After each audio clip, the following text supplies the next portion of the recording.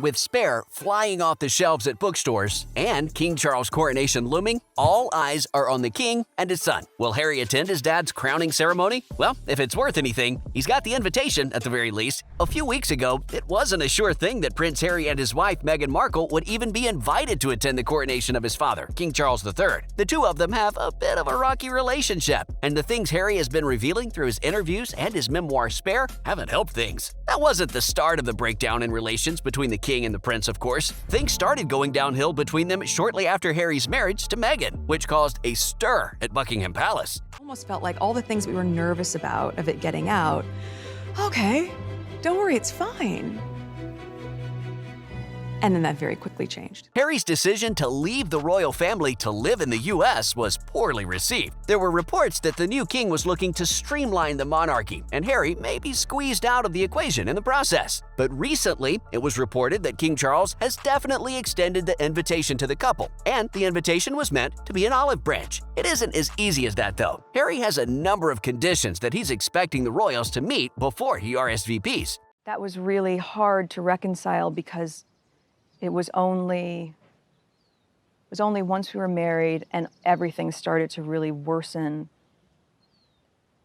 that I came to understand that not only was I not being protected, but that they were willing to lie to protect other members of the family. I just really wanted the music to be fun. Even our first dance, Song of a Thousand Dances, I always get it wrong. These conditions include an apology from the king for all the things that Harry has accused him of in his memoir. According to royal sources, Prince Harry and King Charles, with their families, will have to meet up and talk things through. Or, Harry could just not attend. I mean, it's a long flight from the U.S. to Britain, isn't it? Royal historian Hugo Vickers, who regularly reports on the shenanigans of this family, expects Harry to decline the invitation. In his opinion, Harry is simply asking for way too much in return for his attendance, and it's unlikely that the family will acquiesce to those demands. After all, the book really hurt them, and they're reeling from the effects of its release. Vickers believes that the only way Harry could ever end up attending the coronation is if both sides work out a compromise between each other. However, without the moderating influence of the Queen,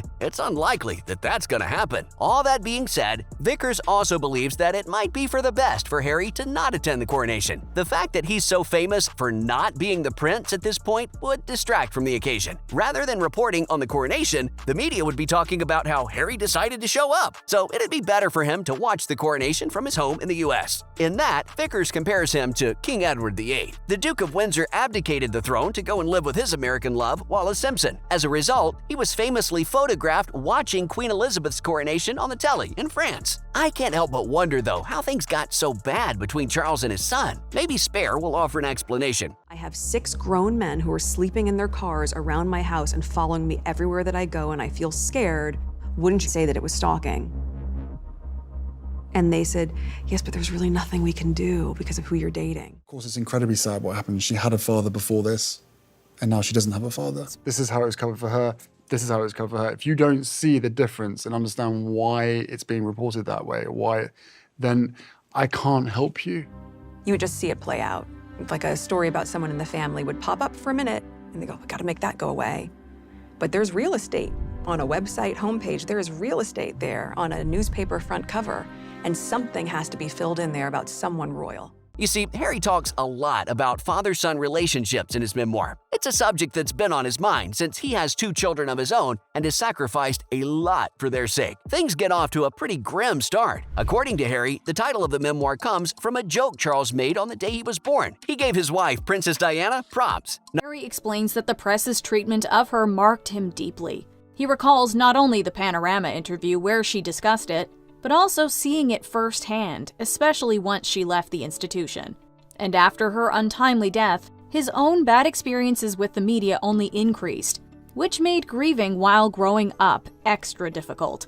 It's like this fish that's like swimming perfectly, and one day this little organism comes in, and the entire thing goes, what is that?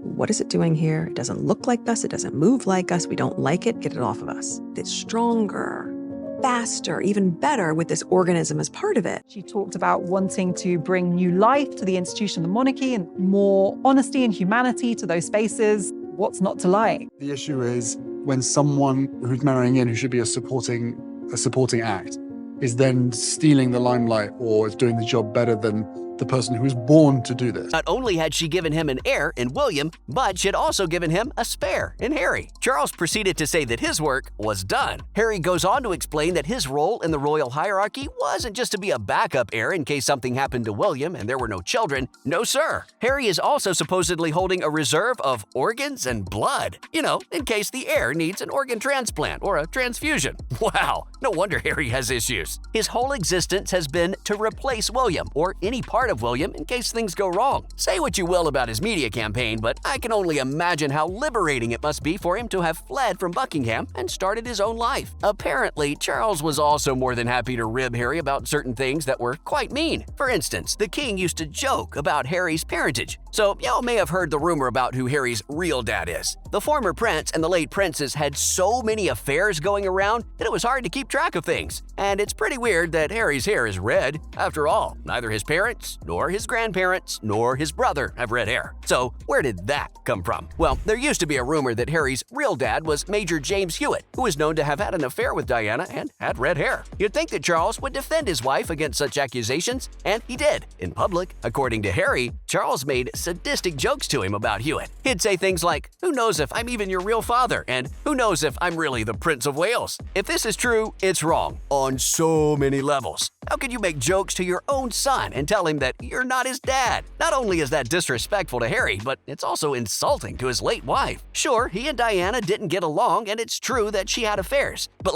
don't talk to her sons about the affairs. The more you hear about the new King of England, the less you wish he were king. You'd have to be despicable to say things like that. And that's not even all he accuses his dad of in his book. Harry revealed that he and his brother William were super opposed to Camilla. They didn't want Charles to marry her either. Well, he went on and did it anyway, and Harry alleges that Camilla has been feeding dirty secrets about the family to the press in order to keep the heat off of her back. He also claims that Charles has known about it all along. He also revealed that Charles refused to offer any financial support to the couple, asking if Meghan was planning on resuming her acting career. Charles feared that she might steal his limelight by doing so, and after Diana stole his thunder for so long, he wasn't interested in repeating that story again. After saying all that, though, he did support the couple until they left the royal family. I suppose it was inevitable that Daddy would cut them off at that point. Their relationship took a turn for the better. After the passing of Prince Philip in 2021, the circumstances made Charles emotional and want to mend his relationship with Harry. And then they took a turn for the worse again when Queen Elizabeth passed away. Charles told him straight up not to bring Meghan with him to see her. All things considered, that's a pretty rough relationship. And someone would really have to be willing to bury the hatchet ahead of May 6th in order for Harry to make it to the coronation. That's all I have for you today. I would recommend Spare if you'd like to read more about everything we've seen, or better, keep tuning in for more on my channel.